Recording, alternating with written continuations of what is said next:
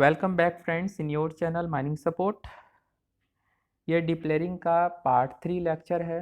इसमें से आपको लाइन ऑफ गोफ के डेफिनेशन के साथ साथ डायगोनल लाइन ऑफ गोफ, स्टेप डायगोनल गोफ लाइन और स्ट्रेट गोफ लाइन के बारे में आपको बताया जाएगा। ठीक है, इसके बाद नेक्स्ट पार्ट 4 आएगा जिसमें आपको एयर ब्लास्ट से रिलेटेड कुछ भी प्रिकॉशंस और कंडीशंस पर डिप्लेयरिंग का ही जो है वो कंडीशन और लाया जाएगा। ठीक है, आप इसे वॉच करें कंसंट्रेट होकर के। ठीक है, देखते हैं लाइन ऑफ गोफ किसे कहते हैं। ठीक है, तो जैसा कि इसके पिछले वीडियो में लाइन ऑफ गोफ को हम समझाने की कोशिश किए थे। ठीक है, तो बोला जा रहा है ना कि a line passing through all corners of stooks, a line passing through all the corners of stooks under extraction at a time is called line of extraction.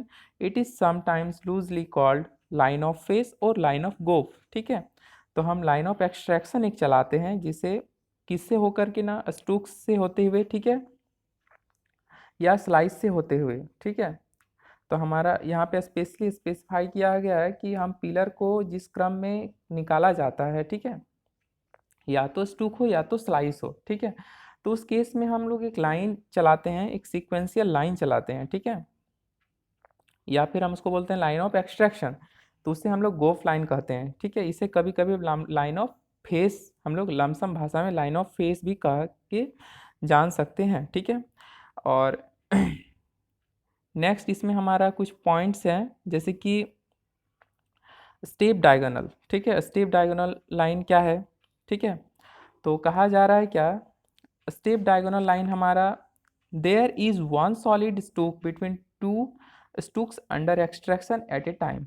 ठीक है, स्टेप डायगोनल बोल रहा है क्या, जिसका रूप बहुत खराब होता है। ठीक है, हमारा ये method step diagonal line of extraction कहाँ पे अडॉप्ट करते हैं? सबसे बड़ी बात क्वेश्चन दिमाग में ये होना चाहिए कि हम लोग step diagonal line of extraction को अडॉप्ट कहाँ पे करते हैं। तो सबसे यहाँ इसको ध्यान देना है कि step diagonal line of extraction को ऐसी जगहों पे इम्प्लीमेंट करते हैं जहाँ पे आर एम आर 0 से 20 के बीच में लाई कर रहा हो। ठीक है, अब आर एम आर के बारे में तो आपको थोड़ा बहुत जानकारी होगा ही, रैंडम। ठीक है, आर एम आर क्या करता है ना कि क्वालिटेटिव, है ना, क्वालिटेटिव जो है कि चाल को, मतलब रूफ को, ये क्वालिटेटिव या तो सेमी क्वालिटेटिव असेसमेंट होता है। ठीक है, जिसमें से हम लोग रूफ के नेचर को ध्यान में रखते हुए एक हम लोग पैरामीटर तय किया हुआ है। ठीक है, एक पैरामीटर तय किया हुआ है जिससे हम लोग अनुमान लगाते हैं कि हमारा रूफ जो है कि किस नेचर का है। तो हम आर एम आर का वैल्यू भी मेंशन कर दिए कि 0 से 20 के बीच में यदि लाई करेगा तो उस केस में हम लोग step diagonal line of extraction को अडॉप्ट करते हैं। Okay, step diagonal line of extraction हम लोग दो बोल रहे हैं क्या, between two stooks under extraction at a time. ठीक है, one solid stooks, there is one solid stook between two stooks under extraction. ठीक है, तो दो स्टूक जहाँ पे हमारा अंडर एक्सट्रैक्शन हो उसके बीच में एक स्टूक छोड़ के रखते हैं, तो उसको हम लोग ऐसे मेथड ऑफ एक्सट्रैक्शन को हम लोग step diagonal line of extraction कहते हैं। ठीक है, तो आर एम आर जिसका लाई करे 0 से 20 के बीच में। ठीक है, तो उस केस में हम लोग इस चाल का श्रेणी, मतलब कैटेगरी जिसको हम लोग बोलते हैं, कैटेगरी 5 का चाल होता है या कैटेगरी 5 का रूफ होता है। ठीक है, बहुत वेरी पुअर नेचर का होता है। ठीक है, ये बात ध्यान रखना है, खाली पढ़ लेने से थॉरली नहीं हो जाता है। ठीक है, इसमें कुछ गहराई होता है जिसको आपको लेना होता है। ठीक है, step diagonal line can also be arranged as to have two solid stooks between two stooks under extraction. ठीक है, साथ ही साथ बोला जा रहा है क्या, step diagonal line of extraction can also be arranged as to have two stooks between two stook under extraction। अब ये बात हमारा इसमें कोई संशय या तो अतिशयोक्ति नहीं होने चाहिए कि दो स्टूक्स को हम लोग छोड़ेंगे कि नहीं। तो बिल्कुल छोड़ेंगे। यदि हमारा रूफ एकदम बिल्कुल भी मैंने खराब स्थिति में है, एकदम बदतर स्थिति में यदि आ रहा है, तो उस केस में हम लोग दो स्टूक को छोड़ेंगे। यदि हम दो स्टूक को अंडर एक्सट्रैक्शन पे, या तो हमारा वर्क प्रोग्रेस हो रहा है दो स्टूक के बीच में, तो दो स्टूक बीच में हम लोग सपोर्ट के लिए चाल को छोड़ सकते हैं। ठीक है, इसमें से हम लोग क्या होता है ना, प्रिकॉशंस या तो प्रोटेक्शंस को बनाए रखने के लिए हम लोग 2 स्टूक को भी छोड़ सकते हैं चाल का सपोर्ट करने के लिए, ठीक है। अब हो रहा है क्या,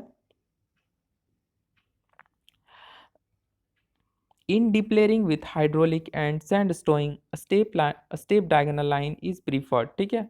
अब यहाँ पे दिमाग में एक सवाल होना चाहिए आप लोग का कि step diagonal line of extraction को हम लोग कहाँ पे ज़्यादा प्रीफर्ड करते हैं, ठीक है। तो step diagonal line of extraction को हम लोग ऐसे जगहों पे प्रीफर करते हैं जहाँ पे हमारा डिप्लेरिंग के हो डिप्लेरिंग हो रहा हो, किस केस में ना, विथ हाइड्रोलिक, ठीक है, विथ हाइड्रोलिक एंड सैंडस्टोइंग, ओके। तो डिप्लेरिंग हमारा विथ हाइड्रोलिक एंड सैंडस्टोइंग, तो जहाँ पे बालू भराई का काम भी साथ साथ चल रहा है डिप्लेरिंग करते करते, तो उस केस में हम लोग क्या करेंगे ना, ये ज़्यादा बेहतर सही होता है, ठीक है। Step diagonal line of extraction preferred as it's facilitates water drainage without flooding working in the lower level, ठीक है। अब हो रहा है क्या, step diagonal line is preferred as it facilitates water drainage without flooding working in the lower level, ठीक है। तो वाटर ड्रेनेज किया जा सकता है बिना कोई बाढ़ का क्षति या बाढ़ का समस्या को जूझने से, ठीक है।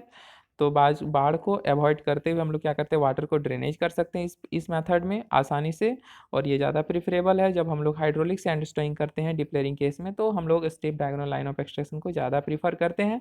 लाइन ऑफ हमारा RMR वैल्यू उसका कितना होना चाहिए ना, 0 से 20। अब हमारा आता है नया बात है, क्या है, स्ट्रेट लाइन ऑफ एक्सट्रैक्शन।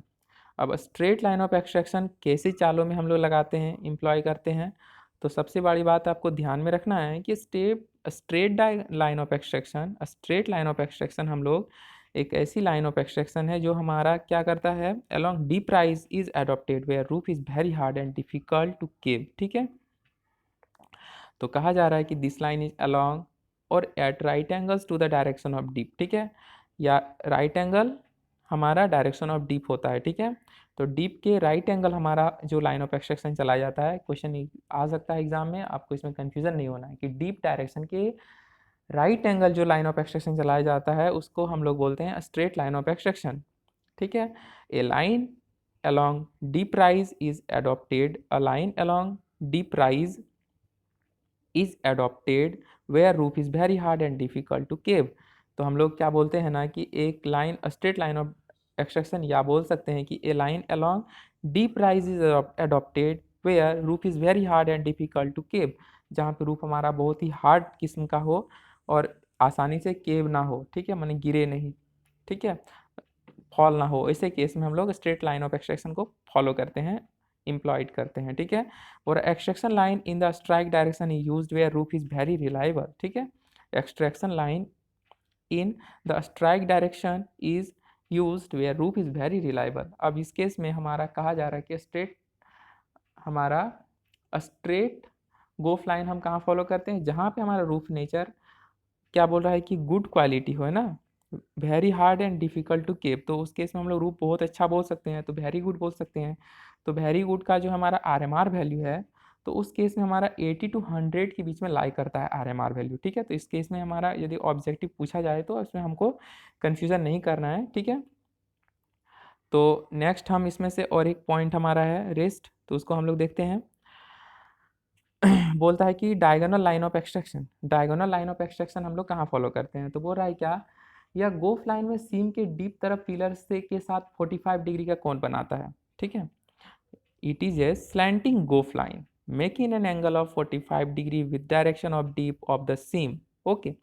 मतलब डायरेक्शन ऑफ डीप के साथ सीम में 45 डिग्री कोण बनाता है डायरेक्शन ऑफ डीप के साथ, ठीक है। तो कहा जा रहा है क्या,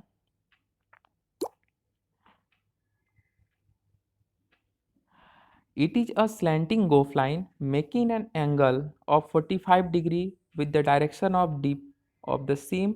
It is most adopted line because it is a long line providing large number of working faces and stability। तो डायगोनल लाइन ऑफ एक्सट्रैक्शन हम लोग कब इम्प्लॉय करते हैं, तो बोलते हैं कि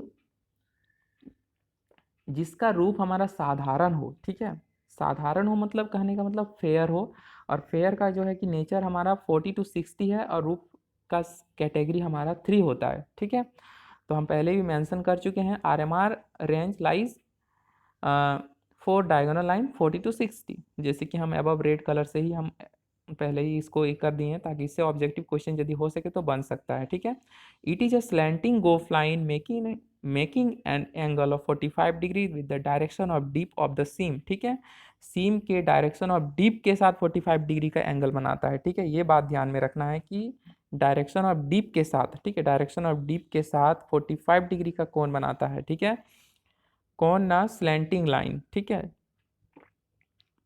it is most adopted line because it is a long line providing large number of working faces। ठीक है, ये एक ज़्यादा यूज़ होने वाला हमारा लाइन ऑफ एक्सट्रैक्शन है, और चूंकि ये इसलिए ज़्यादा यूज़ होता है क्योंकि इससे एक के साथ बहुत सारी फेसेस हम लोग खोल सकते हैं। ठीक है, long line providing large number of working faces and stability also, that's why it is followed in underground.